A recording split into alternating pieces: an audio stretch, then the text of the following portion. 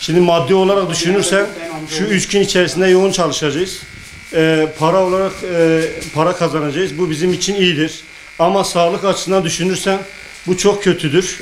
Çünkü insanlar yoğunluk yapacak ve ne kadar da tedbirlere, kurallara uymaya çalışırsak da bu yoğunluğu engelleyemeyiz. O engelleyemediğimiz için ister istemez bu virüs bulaşabilir. Yani berberler de biliyorsunuz çok risk altındadır. Yani her çeşit insan geliyor tıraşa. Her yerden gelenler oluyor. O sebepten dolayı biz önlemlerimizi ne kadar alsak, eldiven, maske, şu bu taksak bile bu belli bir şeyden sonra kontrolden çıkıyor. Yorgunluk, iş yoğunluğu, insanlarla muhabbet, bir tıraş, bir muhabbet derken bu önlemleri belli bir şeyden sonra alamıyoruz. Yani keşke bayramdan sonra açılsaydı, bayrama kadar yasak olsaydı. Ha tabii ki bizim örneğin giderlerimiz var. Bizim örneğin 51 gün zaten kapalı olduk. Bizim ödemelerimiz oldu. Elektriğimizdir, suyumuzdur, doğalgazımızdır.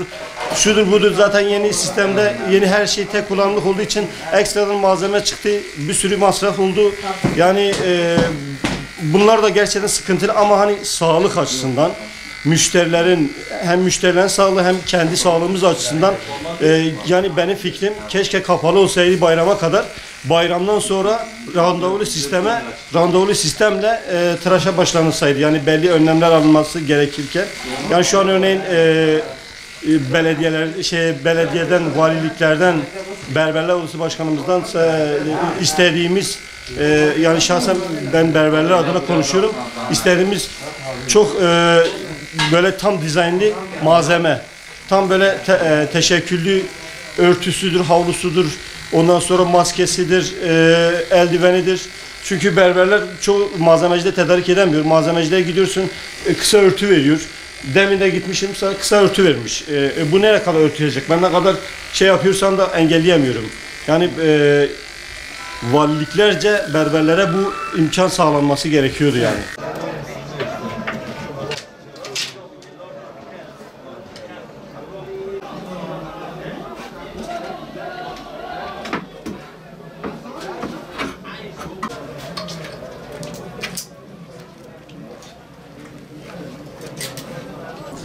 Malumunuz bu hastalık biz esnafları zaten işlerimizin Ramazan'ın son zamanlarına bırakıyorduk.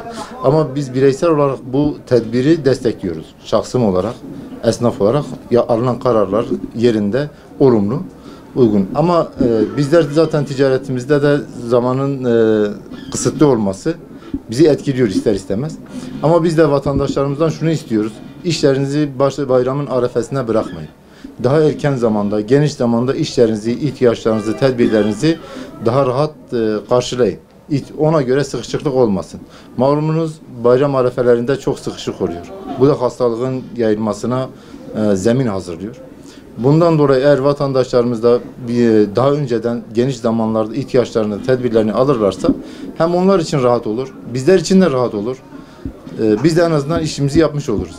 Ama sıkıştığı zaman son arefe gününe bizler de yaptığımız işinde bir şey alamıyoruz, zevk alamıyoruz. Sıkışık oluyor ve hastalığın da yayılmasına zemin hazırlıyor. Onun için vatandaşlarımızın arefeye veyahut da son güne bırakmamalarını rica ediyoruz. Bizim özel bir tedbirimiz yok ama geleneksel olarak biz normalde ta sahur vaktine kadar çalışıyoruz. Açığız, iş yerlerimiz açık. Sabah namazına kadar da açığız. Yani zamanımız geniş. Yeter ki vatandaş kendisini son güne endekslemesin. Yani bugün de olabilir, yarın da olabilir. Gelip ihtiyaçlarını karşılasalar. Biz de zaten iftardan sonra da açığız. Çalışıyoruz. Kendimizi ona göre ayarlamışız. Vatandaş da kendisini bu şekilde ayarlarsa inşallah güzel bir bayram geçiririz. Halk mecburen ayak uyduracak çünkü ceza olduğu için. Mecburen ayak uyduracak ama tamamen zarardır. Bu hem esnafa zarardır, tamamen esnafa zarardır. Kuaförüdür, bunun terzisidir, ekstra işte bunun marketidir. Komple zarar, başka da bir şey değil. Ama bunu karşılayacak bir devlet olsa ne hissedeceğim? Karşılamıyordu. Zaten hep mesela son 2 aydır hep kapalıyız neredeyse. 4 gün, 3 gün, 4 gün, 4 gün. Bu tamamen zarar, başka da bir şey değil. Gözle baktığımız zaman Zor olur çünkü şimdiye kadar insanlar alıştık olduğu için hep Arife günü. Hatta Arife günü sabah 5'e kadar 4'e kadar insanlar dışarı geziyor.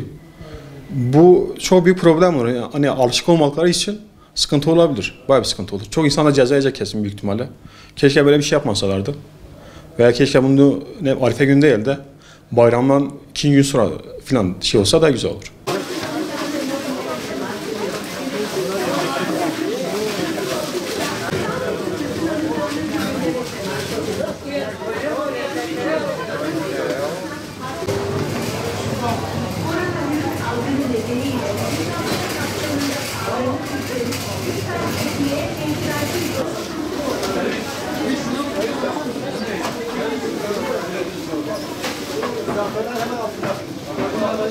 Ya şimdi aslında yasaklanan hastalık açısından iyi oldu ama alışveriş kısmı olarak düşünürsek bu 3 güne yoğunlaştı bu sefer, halk ona göre yoğunlaştı. Bu defa da sosyal mesafeyi de çok fazla koruyamıyoruz.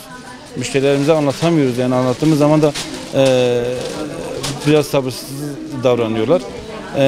Keşke bu durum şey olmasaydı. 4 gün değil de yine 2 gün olarak olsaydı bu yoğunluk en azından biraz esnerdi, yayılırdı 5 güne. Ama şu an insanlar ne yapacak? 3 güne yoğunlaşacak. Bu da sıkıntı yaratacak. Biz de sosyal mesafeyi korumaya çalışıyoruz ve anonslar yapıyoruz. Uyarıları uyarmaya çalışıyoruz müşterilerimizi. İnşallah da bu şeyde de şey yaparız, yardımcı oluruz yani o şekilde müşterilerimize olsun, halka olsun, personelimize olsun. Ama gene de halk bu 3 güne sıkıştı, yani alışveriş olarak sıkıştı ona göre. Müşterilerimize söylemek istediğimiz, bu 3 gün boyunca açız. Çalışma saatlerimiz normalde önce 9'du. Şu an 9'dan gece 11'e kadar açık olacak. Ve cumartesi günü yakın mesafe alışveriş yapabilecek. Sabah saat 10'da açılacak. Saat 17, akşam 17'de kapanacak. Buna da yakın mesafe de oturan müşterilerimiz bizden alışveriş yapabilecek ve şey olabilecek. Bir de servis olarak yapabileceğiz biz o alışverişi. Ya aslında tabii ki diğer bayramlara göre düşüşümüz var. Yoktur değil. Ama bayram yasağı yine gelmesine rağmen, sokağa çıkma yasağı olmasına rağmen yine de insanlar şekerini, eşyasını veya ürünlerini alıyor. Ama tabii nedir? Daha önceki bayramlarda bunu 5 kilo alan müşterilerimiz 2 kiloya düşürüyor veya 1 kilo veya 3 kilo, hani evde bulunsun amacıyla alamaz, ama yine de rağbet var. Rağbet var, yani rağbet yok değil. Diğer bayramlara göre tabii daha düşüş, yani %50 %40'a düşüş var şekerde.